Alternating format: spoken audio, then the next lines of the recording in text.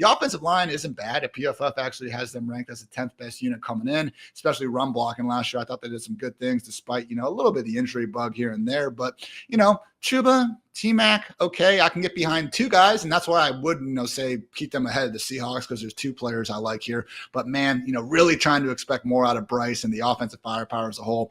I have a tough time getting them up with the Falcons.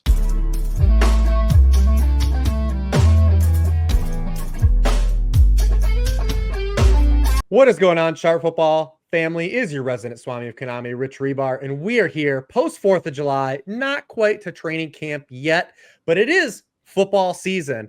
And it is, if you're going to get ready for football season, then you already know the best way to do that is with Warren Sharp's 2025 preview book. Warren, myself, Ray Summerlin, Joe Gibbs, Curtis Hirsch, we poured hours into this 600-page behemoth to get you ready for this upcoming season. You can use promo code SHARP5 to get $5 off on that book. You can also use that same code SHARP5 and get $5 off the 2025 draft kit. I've been cranking out the 2025 positional tiers all week, the most in-depth positional write-ups you can find in this space. So please check those out. We are going to have a fun day. And if we're going to have fun, we have a fun guest to have some fun. And with that, I'm bringing in a good friend. The cool thing about this is sometimes you have to do this with people that I've hung out with and had good times with. And this is a person I've had some real life fun with and gotten to some shenanigans with. It is Ian Hartitz. He is the senior fantasy football analyst over at Fantasy Life. You can catch him on the Fantasy Life show, which is live Mondays through Thursday at 5 Eastern and Fridays at noon Eastern, all the way through the end of the football season. Ian, what is going on, my brother? Great to be talking to you, Reeves. Yeah, we got our Ohio pipeline of fantasy analysts. Obviously, Canton, always a good time, but got to hang out in New Orleans. I felt so bad for you and all your subscribers, though. One of the worst, just betting moments I've ever seen, guys. I understand all you guys were in on the bet, longest touchdown going for, the Eagles in that game, sharp bet and everything. And just that moment, the minute where, first of all, we hit our bet, Kenny Pickett threw an incompletion, so he hit over 2.5 players with a pass attempt, and then the next play from Mahomes. Euphoria. I'm so sorry, Reeves. Everyone knows it was that. It was process, such though. Process it was such the gambling experience, right? Pickett had they had no reason even throwing a pass. They have Kenny Pickett throw a pass. I think he throws it straight in the turf, right? It wasn't even a no shot at. And we're on such euphorics. We had the over 2.5 pass attempts, and we're going crazy. And literally, the first play, Mahomes just chucks a 70-yard bomb to Xavier Worthy. And I just started watching it in the air, you just knew, you could feel it. Just shout out Sigmund Bloom for hosting it, and his lovely wife was watching the game with us. She's not too big of a bettor, so she was just oh, that's great. After the 2.5 pass attempts, and then just oh, wait, why is everyone so sad now? So, but man, what a day. Yeah, that was a big Sharp Football investment too, if you followed the site. Like I said, we're going to have fun today. Me and Ian are actually, since, it's not training camp, so we have a ton of news. We're not going to talk about speculative fireworks stories on this podcast. We're actually going to do a confidence rankings from a fantasy football perspective of the NFL offenses. So we're going to have some fun. That should flow. We should be able to hit on some players while we do that. But before we do that, we are in the heart of best ball season, and we have to take some time for our weekly best baller segment, which is sponsored by our friends over at DraftKings, where you can take a shot at their $15 million best ball contest this summer. Every week we will ask our outstanding roster of guests who their favorite fantasy football pick is this draft season. So Ian Hartitz, who is your best baller this year? With 39.5% exposure, with a little over 100 best ball drafts so far. Gotta get the numbers up. Dolphins RB2, hopefully, really for my bank count, hopefully. Jalen Wright going pretty late in these drafts right now. Look, I think Jalen Wright, just as a pure handcuff play, would be viable here. Going RB51, that's behind guys like Tyler Algier, Trey Benson's, the players who we don't expect any sort of standalone value from. But hey, something happens to the starter, in this case, Devon Achane. Yes, Jalen Wright would be the guy on the cover of next week's waiver wire articles. But man, Reeves, I'm old enough to remember 2 years ago when old man Raheem Mostert found his way into the end zone 20-plus times. Obviously, he's out of the picture now. Yes, they brought in Alexander Madison. Yes, they used a 6th-round pick on Ollie Gordon. But, man, Jalen Wright, I feel like there's potential for him to basically be just a far cheaper version of Jordan Mason and what he's doing in Minnesota, Again, Achane, not going anywhere. I love drafting him as well. But with Jalen Wright, again, just going so deep in the drafts right now, I think people are just still holding that rookie, season against him a little bit, which wasn't great. But some of these missed tackles for us, explosive run play rate, yards after contact, he actually was still the best of the Dolphins running backs, more of an offensive wide issue in my opinion. So Reeves, it's one of these situations where I feel like if Jalen Wright was an incoming rookie this season with everything the same about him, he'd be going rounds earlier in best ball. So I know it's, very fun to get excited about the rookies and everything, but really do think Jalen Wright, particularly where he's going in drafts, man, been an auto pick for me. I like that. When you look at Jalen Wright, when he was hit at the line of scrimmage or behind the line of scrimmage on 56% of his runs. Like you brought up the offensive line issues, but when he did get a free runway, when he was hit behind the beyond the line of scrimmage, he averaged 7.1 yards per carry, with the 16th in the NFL. I have been on an island and stating that I do believe the Miami Dolphins, interior of the offensive line, like could be improved. I know that takes like a leap of faith, but think of what their investments were and then getting Austin Jackson. I think they are going to run the football better than people assume, that just they think that the offensive line is terrible, and it might not be good, but I do think it's going to be better than it was last year. They at least try some things. They move some pieces around. Like we can talk ourselves into it being better. Similar thing with the Vikings, I think, throwing money at the Colts guys, drafting Donovan Jackson. It's Houston and Seattle where I'm like, okay, they technically did move some of the pieces around, but based on how we can kind of quantify offensive line play, not so sure there's some upgrades. So I know that's going to be a big part of, getting into these confidence intervals. What are the big uglies doing up front? Yeah, that's going to be fun to talk about. And like we said, that's going to be the theme of this show. We are going to be ranking these offenses like by our own criteria. We're going to do a fantasy football stance, but I've got a random order created too for the team. So it's not even going to be a thing where we're going like alphabetical or anything. It's just going to be kind of fun. And if we do feel like we need to bring a team up, we'll do it. So you can see everything on the board. If you're on YouTube, if you're listening to this on audio, it is a random order. I will introduce the teams and we will talk about them. I've got 6 tiers. I'm sorry. I apologize already. We have an elite tier, which is like the best of the best. We think these are like the best fantasy football environments, right? And we like their players and everything. A very good, it's just a shade down. Good, fine, which is like your average. Bad offenses we think are be bad. We're optimistic either about a player, maybe a play call or a coaching change. We're at least saying like, hey, there's some hope here. And then we have a good luck tier, which is hopefully we don't have to put up many teams there, but these are kind of like the worst of the worst, team environments or, top down fantasy environments. So I promise I did not even do this for bit equity. The random order gave us the Kansas City Chiefs first as like the first team. And I think it's particularly interesting to start out with the Chiefs for a fantasy football stance. You look at their fantasy players right now. Rashee Rice has climbed into that second round. But other than that, like everyone else is pretty cheap. And like this is the cheapest we've been able to get like Chiefs players in general. We kind of have an unknown with Isaiah Pacheco.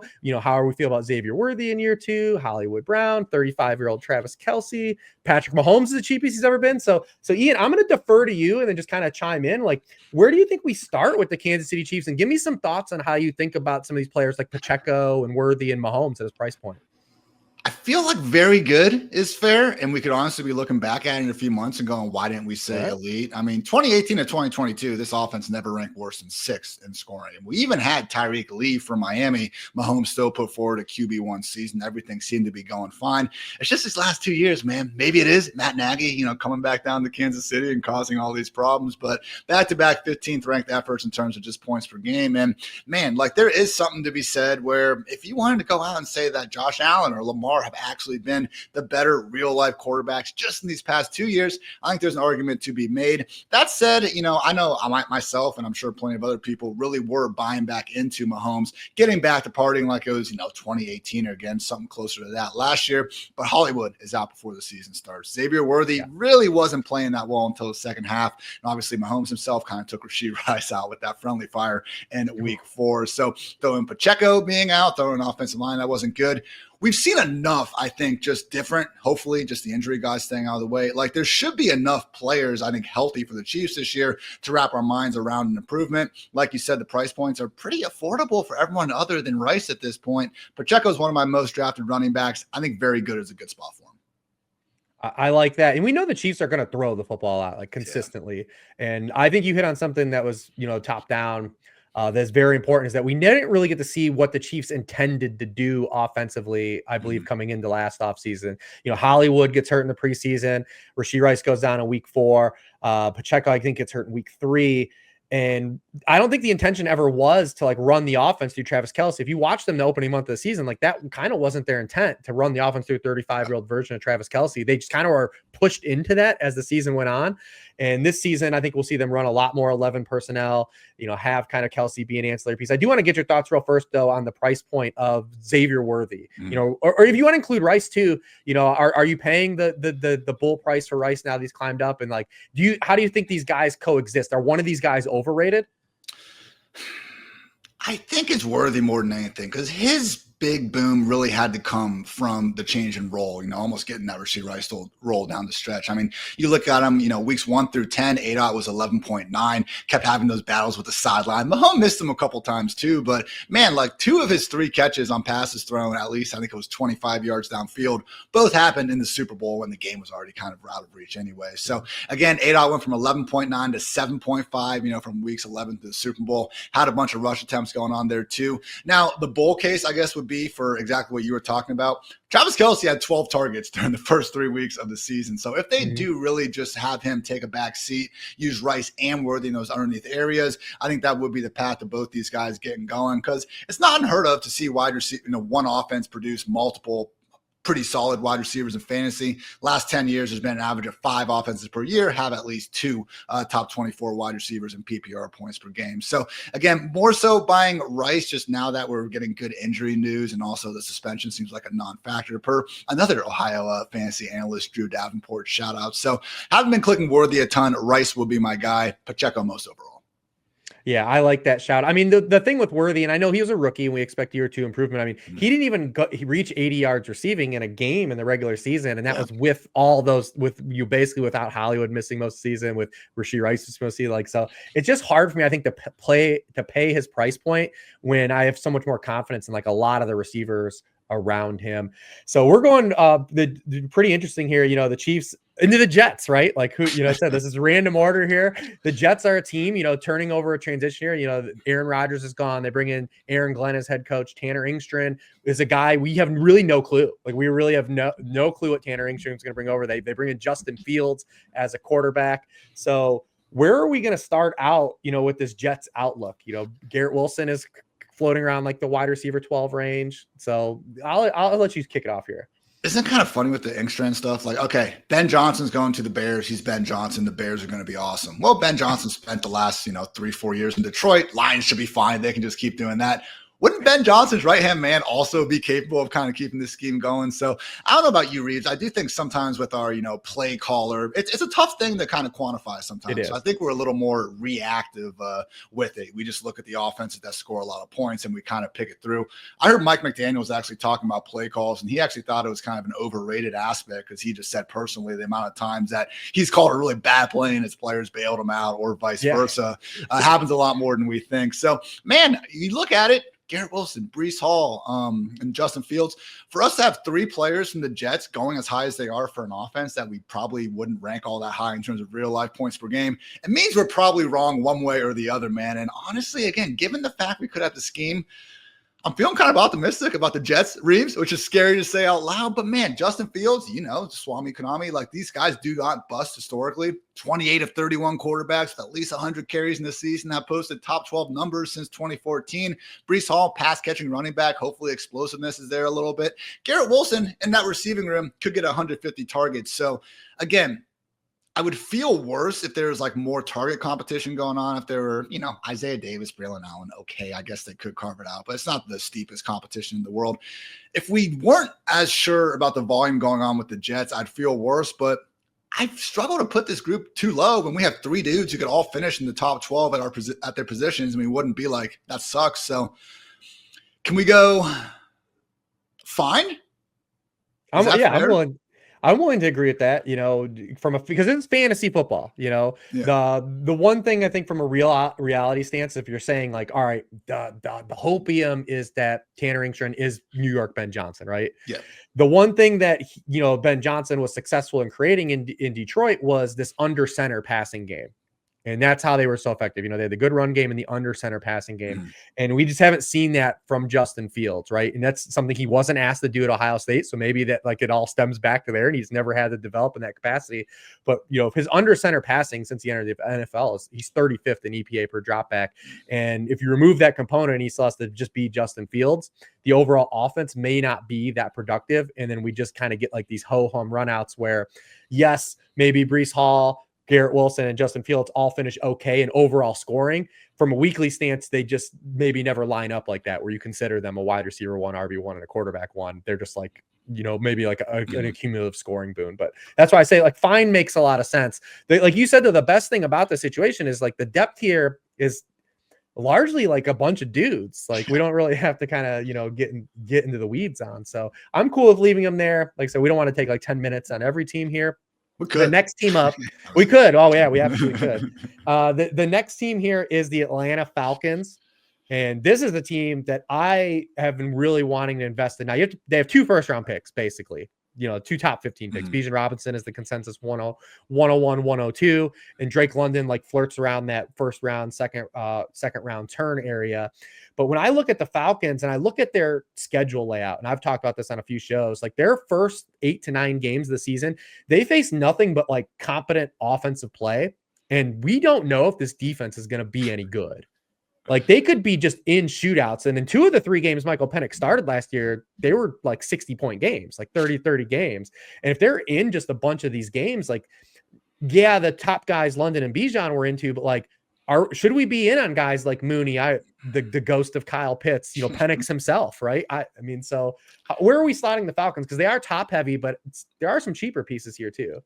Penix is going to obviously be the key that unlocks potentially this really good version. But I think there's some NFC Bengals vibes here. You mentioned that defense, man. Last 5 years, they've ranked 19th, 29th, 23rd, 18th, 23rd in scoring. I know they used a pair of first rounders, to kind of boost up the front 7. Maybe I shouldn't have gone so far out of the way to get James Pierce from the Rams there at the end of round 1, but that's neither here nor there. Again, I just think it's a situation where you mentioned at the Washington game, then obviously that just fever dream of a week 18 matchup against the Panthers where Penix and Bryce were going back and forth.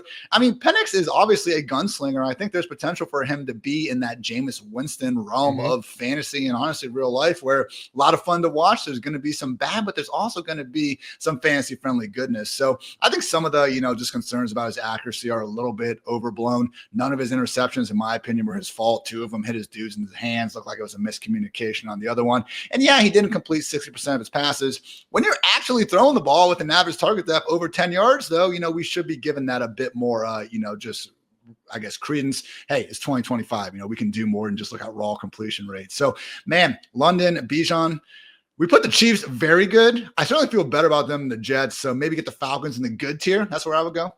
All right. I dig it. Yeah, and you brought up those guys. Penix has a little bit of like the Kaepernick gene, where just like he throws missiles, man. Yeah. Like the dude just throws missiles. So like some of those balls are hard to catch sometimes for these guys, especially in some of these shorter routes that Zach Robinson inherently has incorporated in the offense. I love Darnell Mooney too at his draft point, because the one thing that's not priced in with Darnell Mooney is like if London were to miss any time, like I mean he's gonna get just a truckload of targets. And like, I'm willing to take that on even with some spike week, volatility, with a guy like, Mooney, especially in these best ball leagues. So I do like that, man. The amount of just deep outs that dude was able to just continuously repeat. And hey, now that he doesn't have a Kirk Cousins geriatric ass throwing the ball, maybe we got an even bigger ceiling there. And you do have the handcuff potential with Tyler Algier, who's been he got phased out of the offense the back half last year because it was finally Bijan's time.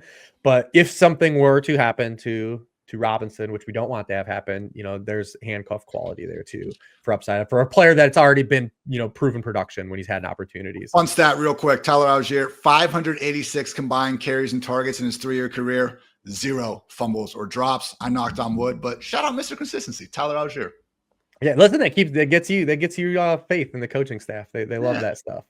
We're following up the Falcons with a couple other fun teams here. The Colts, obviously so much of the Colts that happened last year was kind of just the volatility of the offensive line health. They had one of the most injured offensive lines, and then Anthony Richardson. So what do they do to bring in Anthony Richardson? The only quarterback that had the worst, quarterback rating the past 2 years than Anthony Richardson, Daniel Jones. So I think that right now, like Daniel Jones is the front runner to like maybe be the starter in week 1 in this team. How do we feel about that if that happens? Do we believe that both guys start games regardless? They have good players on this team. So like, and I want to know what Colts wide receiver you're drafting.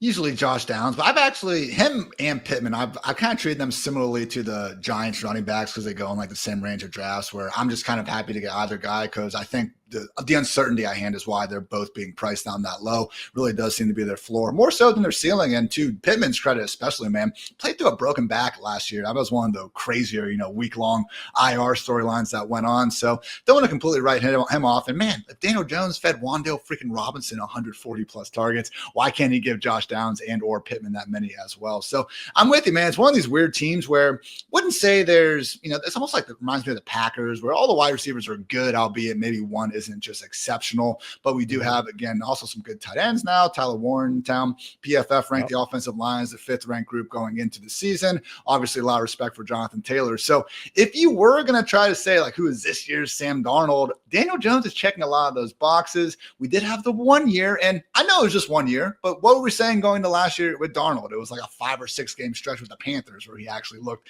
competent. Daniel Jones with that 2022 Giants squad, man, actually was able to put forward a QB8 season in fantasy and even was up there in EPA per dropback. So giving Jones a little bit of a, credit. It's not like he's exactly been surrounded by a bunch of diamonds. The Giants' idea of getting him a number 1 wide receiver was Kenny Golladay, and we all saw how that worked out. So, man, it is July, and I'm already finding myself, as we're 4 or 5 teams in, sounding pretty optimistic about every team. So I don't want to get too carried away here, but if we put the Jets at fine, man, I think the Colts are at least there. And if you wanted to talk me into good, I could do it. I think fine is where we would put the Colts, because I do think that both quarterbacks will probably end up starting games at some point. The question is, do we put them ahead of the Jets or behind the Jets? The Jets have the top heavy roster, but the Colts kind of have more pieces. And Jonathan Taylor probably is the player we'd have the most confidence between both teams. Let's go Colts the Jets. Yeah. All right. That's good. General deal breaker should be like, who has, the number 1 guy. If we're doing like an Achilles style, take your best soldier and, we're going to fight and try to end the war 1v1. Jonathan Taylor wins that battle.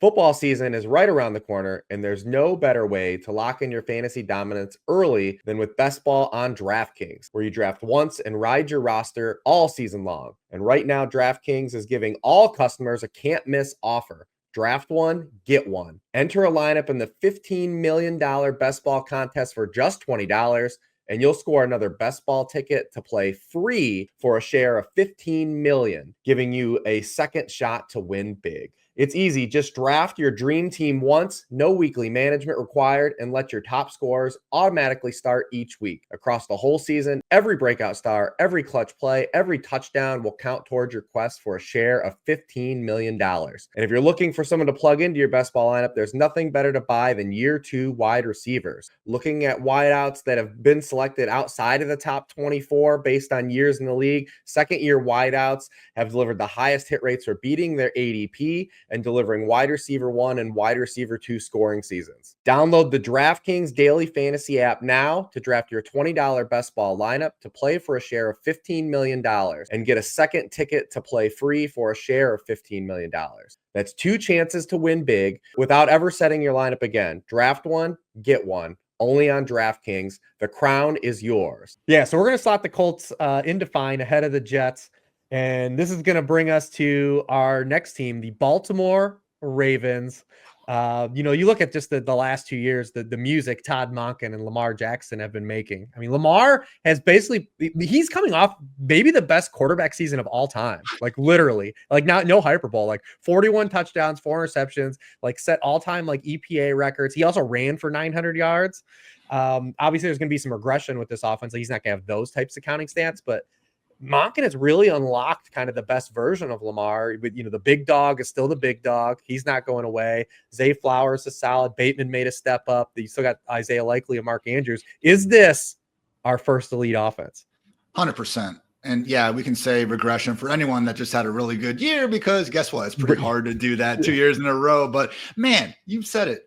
Number 1 in EPA per dropback last season. Oh, what were they in rushing? Number 2. I mean, any chart that I've tried to make about Lamar Jackson and 2024 Ravens, whatever the variables are, man, they're going to be way up in the top right. So I think they're elite. It's one of these things with Derrick Henry where father time should come eventually. But Reeves, I mean, the question I've been asking is like, if you were going to get $1 million for predicting exactly how many touchdowns Derrick Henry is going to score this year, dude, I'd be guessing like 17. So just, saying, he's probably going to get hurt. Like, I can't take that stance. I think Henry, Lamar, and these wide receivers who, man, just every separation metric we look at too, they're standing out. 2 good tight ends. The offensive line is the only somewhat concern, but Lamar is just so freaking good at the gravity and the read option game. And then what he does scrambling around, he's been able to mitigate them losing starters, really throughout his entire career. So if the Ravens are an elite offense, I don't know who is.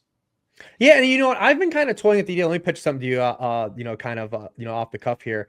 We are in an era where these guys are just taking different care of their bodies than previous eras. You look at Tom Brady. I thought Tom Brady had a shot to play till he was 50. I think he could have if he wanted to. We look at what LeBron's doing in basketball. Should we be extending this age stuff in football? I understand it's different. You get touches, stuff happens. Football's a tough sport in general, but should we be so locked in on now when these guys turn 28, 29, 30, or you look at because Derrick Henry, he takes immaculate care of his body.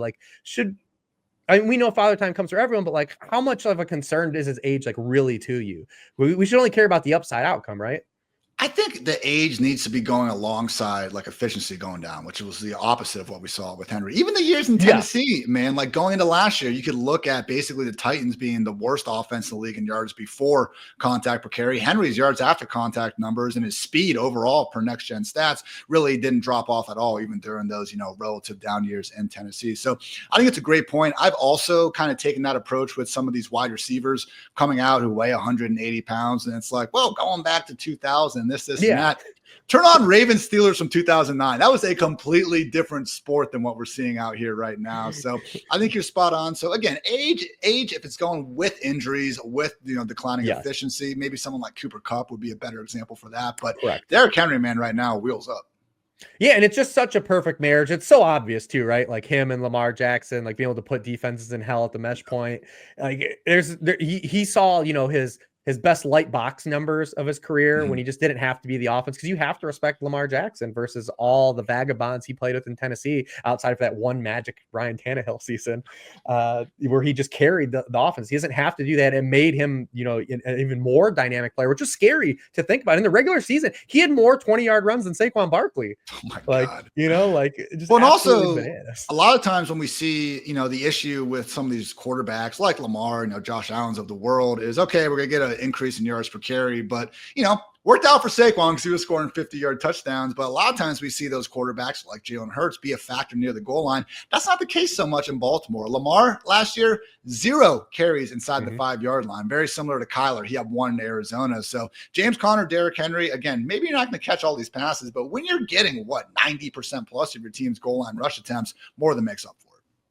And what's really helped these guys in general, these more touchdown dependent running backs, you brought up James Conner, you can talk about Jonathan Taylor, who we just kind of talked about, is the running back receptions as a whole, as a position, have been declining steadily the last 6 years. So these guys now that can score a lot of touchdowns they have a little more insulation, because we don't have a bunch of running backs catching 60, 70 passes anymore. We kind of lost that over the era. It's turned more to these offenses have focused on getting their lead wide receiver in the slot, getting them targets behind the line of scrimmage, stuff that used to go to running backs. They're now seeing kind of, push to these lead wide receivers. Let me get your take real quick on, Zay Flowers in general. I mean, this is a guy we know is a very good football player from every efficiency stance, but just doesn't really get the volume in this offense. Look at last year. I mean, he's a wide receiver 3 in points per game and his quarterback threw 41 touchdowns and 4 receptions, like we talk about. So how do you find yourself handling a player that is good like Zay Flowers, but also potentially has offensive limitations? I know, it's so tough, man. The best wide receiver season we've seen in Baltimore since, Lamar got under center in 2019 was Hollywood Brown in 2021. He was only the wide receiver 23. Again, you mentioned Flowers. That should have been the year last year, and he was wide receiver 32. Rashad Bateman, including the playoffs, caught, I think, 11 touchdowns, and he was the wide receiver 46 during the regular season. So that's not horrible. That's about, where those guys are kind of being drafted now. So they're not horrible picks, but man, that just in a run-first offense where you have two very qualified tight ends to get the ball to, I mean, clearly whatever the Ravens are doing is working. That's why they're scoring so many real-life points. So not trying to besmirch them at all, but I just think we've seen a large enough sample size to know that this isn't exactly the most wide receiver friendly offense. So I've had to move Flowers down a little bit as I've gotten more in the weeds on the Ravens and just kind of seen it historically. Now, that said, Reeves, I couldn't agree more about him being a great talent. I don't think he's, just this yak low ADOT merchant. You watch the fear that he can put in defensive backs, once he really starts to open it up and get downfield, break like 15-yard outs are just there every single day because the corners know he can run by him. So I do think there's a scenario where I'm kicking myself in week 4 saying, why didn't you just bet on the talent, man? But unfortunately, one football to go around. Yeah, absolutely. And that's why I didn't know if I was like, that's what makes the Ravens interesting, because you have the 2 elite pieces, but the rest of the pieces, do we kind of qualify them? That makes them kind of interesting for here. We'll see if anyone ends up jumping them, though. But the next team was one you kind of hit upon, the offensive line a little bit earlier, a little bit of fluidity in this, offense as well. Moving on from Geno Smith, bringing in Sam Darnold, bringing in Clint Kubiak, trading away DK Metcalf, letting Tyler Lockett go. This is a new Seattle Seahawks team. Where are we going to put these guys? I like Kenneth Walker. I think that's the only guy I'm really going on my way to draft. Even JSN, man, like bringing in Cooper Kupp, I just feel like it's such a kind of overlapping skill set issue. And I'm not just trying to say a slot receiver, but just where they work down the field. It's going to be more near the line of scrimmage. I know everyone wanted JSN's, average target depth to go up, and it did from rookie to season 2, but he's still not exactly a guy that you want to be trying to take the top off defenses. So I went back a few weeks ago, watched every single JSN catch, and he is a very good football player. Okay, you can even say great, but 9 times out of 10, my reaction was actually more so, good God, what a great throw by Geno Smith once again. So that interior offensive line, I think, is going to be a problem for Darnold. We really saw that catch up to him during those final 2 ill-fated games from last year. And man, just who is Clint Kubiak's PR team, man? Because I understand the Saints had some injuries, but we're talking about a guy who, great last name, I understand that, but he goes off against the Panthers and the Cowboys. Literally 31st, 32nd ranked scoring defenses last year. And that persisted even if you want to go ahead and remove those Saints games. Mm-hmm. The Saints offense did nothing from weeks 3 through 18 last year. I really do think the better offensive minds, the Matt LaFleur's of the world. What happened in Green Bay when Jordan Love, was out of the picture? He actually made Malik Willis work. And, he changed the identity of the offense. Things went great. Didn't see anything close to that with Kubiak. So, again, maybe I'm wrong here. Hey, it wouldn't be the first time, Reeves. But if we want to put the Seahawks in the bottom tier, at least I would say optimistic, because I have Kenneth Walker as my RB12. So we're getting at least one guy that I have been ready to go draft. But, man, this passing game not been one I've been too willing to touch. Yeah, I'm kind of with you here. Darnold's a guy we know is probably still, even at his best, still just a QB2 kind of streaming type. Ran hot even if he runs hot again with Kubiak, the system is a fit for Darnold. That's the play action stuff that Darnold was successful with last year, he can carry over in Clint Kubiak's system here. We need the offensive line though to protect Sam Darnold. We've seen that when you still pressure Sam Darnold, buddy, it all comes apart. It all comes apart for Sam Darnold. So this offensive line still has question marks. You also, too, I think, have to price in a little bit with Kenneth Walker, just some of the injury history stuff. Everyone's injury prone until they aren't. And, so like if he can stay healthy, but he's already dealing with something that forced him to miss OTAs. So we kind of factor that in as well. I do think that if the only guys I've been drafting are the 2 running backs, mixing Kenneth Walker and then later Charbonnet as like a contingency when I'm more 0 RB wide receiver heavy, because we saw the upside he still had even with that system.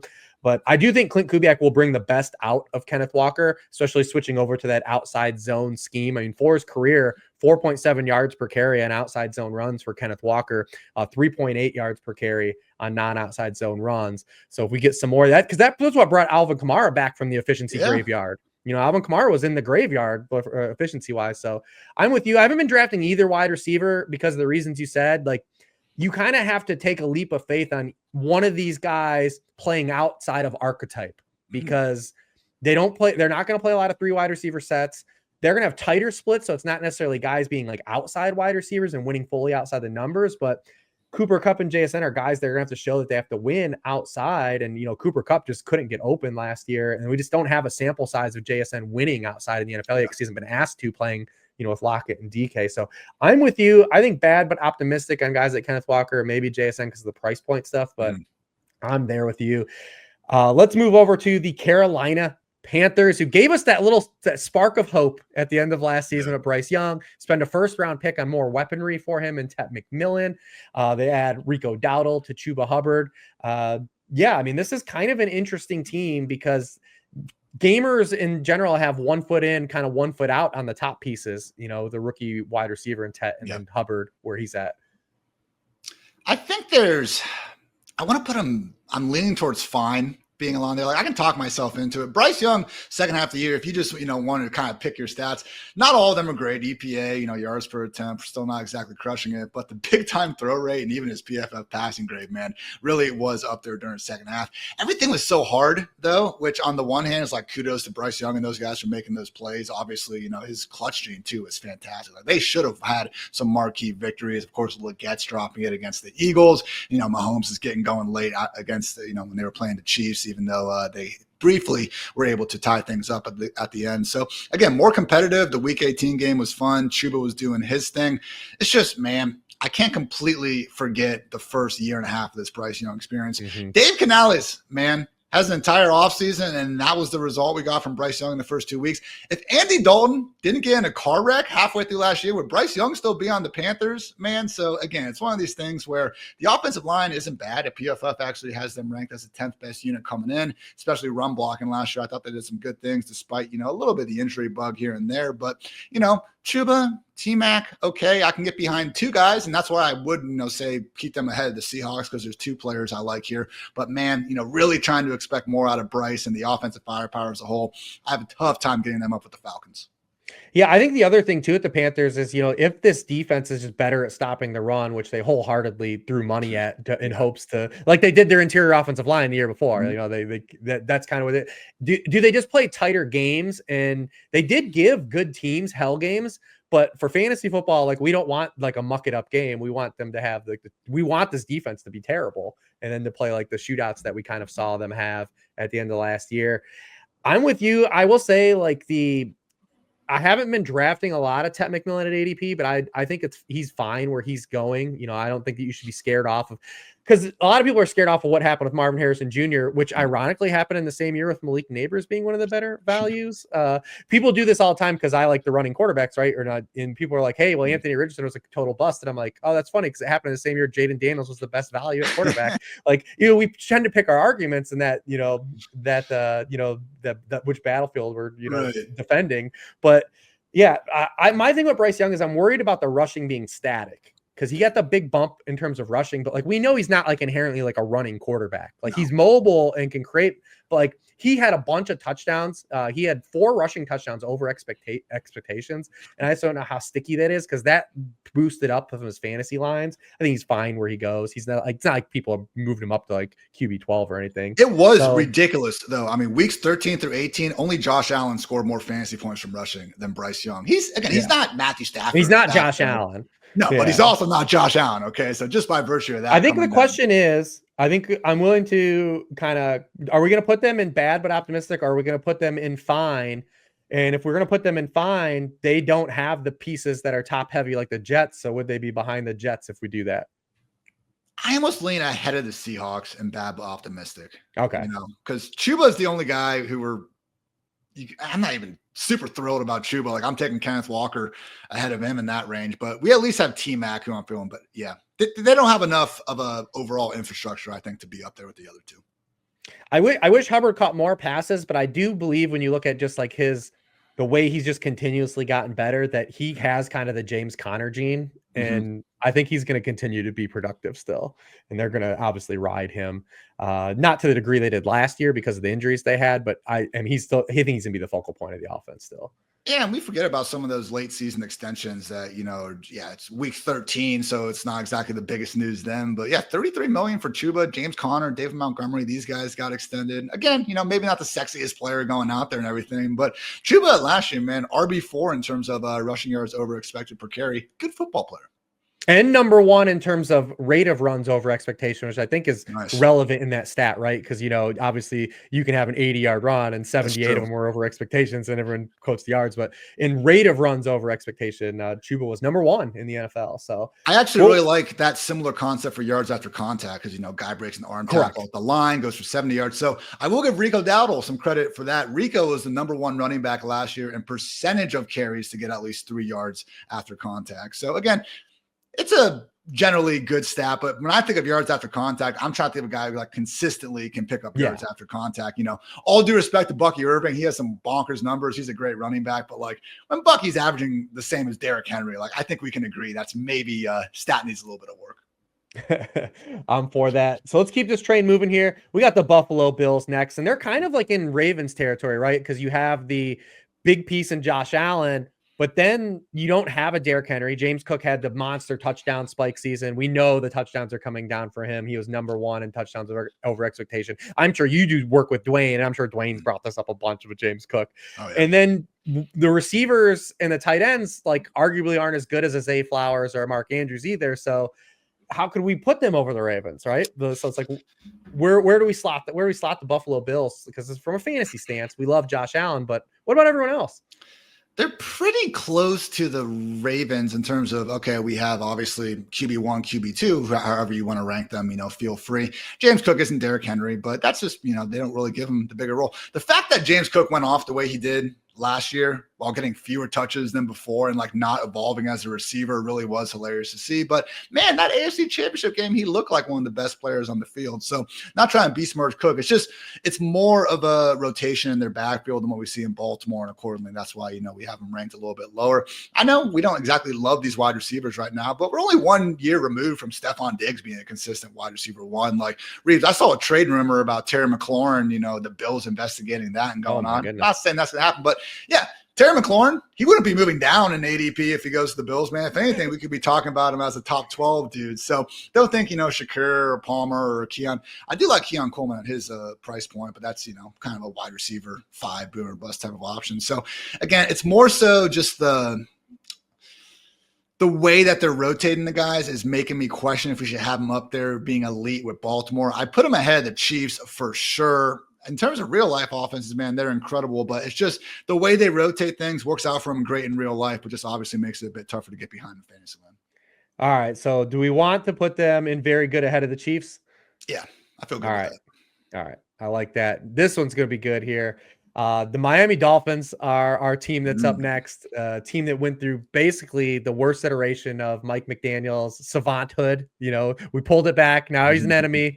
See how you said how quickly these coordinators go and play callers go in the field. But we know from a talent perspective, like the ceiling of all these guys. So it's kind of funny because they're a disappointment from last year, but everyone still kind of has FOMO passing on all these guys. So where are we going to do with the Dolphins? Even last year, man, you look at when Tua got back weeks 8 through 16, they were 10th in points per game. They were 3rd in success rate, 5th in EPA per drop back. The problem was the run game. They were down to 29th in EPA per rush. You mentioned, though, they have gone ahead and tried to make some, moves to that offensive line to hopefully improve the unit. I think it's reasonable to expect McDaniel to develop that counterpunch. I don't think one bad year necessarily makes him this god-awful offensive mind these days. So I'm optimistic here. I would say at a minimum, they deserve – I wouldn't put them in the very good tier just yet because we did see the floor, but I would put them ahead of the Colts, ahead of the Jets. I think it's close between them and the Falcons. I would lean the Dolphins, though, man. Again, I would put them ahead of the Falcons in good. I still would consider this team good. All the stuff with Tyreek too has been nothing but positive, and I'm not telling anyone to give Tyreek Hill, the human being, a hall pass for any means. Yeah. But like the dude went through a bunch of stuff last season, and it seems like his mentals are in a different state right now. And health wise, he's the best. He's lost 15 pounds. He just ran that race and looked. I still think Tyreek Hill's fast. People are acting like Tyreek Hill losing his step still means he's really fast, especially in terms of concepts of like an NFL play in a 4-second span. Still a pretty fast human being. Achane, I think his ceiling could be the RB1 overall, especially if they run the ball better. Also, even just like last year, you look at his splits just with and without Austin Jackson. I mean, almost a dead even split. He had 92 carries with Austin Jackson on the field, 111 with him off. But with Austin Jackson on the field, 43.5% success rate, 14.1% explosion run rate. And on the carries without him goes down to 36.9% success rate, 7.2% explosive run rate. And that's not even factoring in, if James Daniels' improvement at left tackle, if Savi's an improvement at right guard. And then like the upside for all these guys, I still think is too high. And then you remove Jonnu from the offense, and we don't know what we're going to get out of the ghost of Darren Waller. It could push some more stuff to these wide receivers like it did the first 2 years. I still think the ceiling for all these guys is too high for them for us to not treat them as anything like less than good. I mean, we're going back to the Chiefs, and not just us, like seemingly everyone is because of what they were doing 3 years ago. So, okay, go back 1 year, 2023, and the Dolphins were the second-ranked scoring offense in the NFL. So you mentioned the Austin Jackson part, which is cool and everything, but also just Achane had that high ankle sprain at the end of week 1. Man, we were just hopeful we'd be out there in week 2, got the famous, thumbs up image to the camera, which was awesome. But, yeah, man, weeks 1 through 5 last year, I mean, just 3.3 yards per carry. The yards after contact, missed tackles forced were bad too. Really did get up there. Week 7 through 18, back up to 4.9 yards per carry, 3.2 yards after contact. Achane last year won on being the most prolific receiver in the NFL. He was a top among running backs in the NFL. Top 5 running back, getting there that way. Year 1, he was a top 5 fantasy running back, getting there on extreme efficiency. God forbid those two things merge this year, Reeves. Yep, and you're right. Overall RB1, that could happen. Yeah, I like that. Here's a team coming up here in the Tampa Bay Buccaneers that is got a lot of moving parts, right? We have Baker Mayfield have that, pocket passer season that was elite, and it was a career kind of outlier in a lot of areas. So we kind of worry about a little bit of regression. They lose Liam Cohen, the offensive coordinator. Tristan Wirfs is now going to miss the opening month of the season. We have a little bit of potential volatility with the wide receivers in terms of age and injuries, but he's still surrounded by a lot of talent. There's a lot of talent on this offense. So where are we going to slot the Buccaneers? I think they're our 4th team. I'm not sure if we should put them at the end of the very good tier or at the beginning of the good tier. Because again, the worst thing on top of Cohen, on top of just the unfortunate thing for fantasy, again, is just how they're going to rotate these players. I would love to see Bucky Irving get the full-time featured job, but Liam Cohen and this team watched him outperform Rachaad White for 16 weeks last year, and it was only once White actually had that fourth quarter fumble against the Cowboys that Bucky became the true starter and featured back. So, look, he's not the biggest guy in the world. I don't think he's going to be pushing for 300-plus carries, and you don't need to do that as long as you're catching a lot of passes. But, man, also not exactly an offense where you can have a realistic expectation that your RB is going to be vying for the most targets out there. I mean, legit being 4 deep at wide receiver, I think there's enough target competition there to be a little bit concerned about Bucky, just relative to the other running backs going in the top 10, top 11, who I think have far more secure volume. So I would lean at the top of good tier just because I do think, the worst injury and the Cohen leaving thing. Because, again, it goes back to the play caller situation. Like, if it's just so easy, Reeves, to have your offensive coordinator leave, like, how come everyone doesn't just copy the Shanahan and McVay playbook at this point? So that needs to matter. There's, again, the fact that we can talk ourselves into 2 pretty decent, red flags, I think they should be at the top of good. I like that. So we're going to put him in good, ahead of the Dolphins, ahead of the Falcons. I will ask what you're doing with the wide receivers, in terms of, ADP. Are you touching Chris Godwin based on the significant injury that he had? Mike Evans. Are you just taking like a discount in a Ibuka? I know you are the resident Buckeye. So like, what are you doing with the wide receivers? All-time reception leader at The Ohio State University. But strangely enough, Ibuka was never the wide receiver 1. Now, certainly you playing with guys like Garrett, Jeremiah Smith, Marvin Harrison Jr., not the, most indicting thing in the world. But Mike Evans would be the one I've been getting a little bit more often. I don't think Jalen McMillan's going to be completely out of the picture. The whole Chris Godwin thing just pisses me off because Todd Bowles looked at us with a straight face and said that if the playoff run went long enough, he had a chance to return. And now he's like, yeah, we're hopeful for week 1. We'll see what happens there. So Evans has been the guy, but man, if there is a case, for someone to be regressing a little bit, it would be Baker Mayfield. Again, just that touchdown rate was spiking, 8th offensive coordinator in 8 years, and especially that rushing production, man. He's always been a nimble guy and everything, but those numbers, man, were out of this world compared to what we usually saw. So again, I haven't found myself drafting these guys enough for me to put them in the very good tier. I love that. We are about a third away through these NFL teams. We are going to be splitting this podcast into 3 segments, into 3 chunks. So make sure you go turn over to part 2 of this, where me and Ian continue to rate these teams in terms of confidence from a fantasy rankings. Look for that in the next couple days here.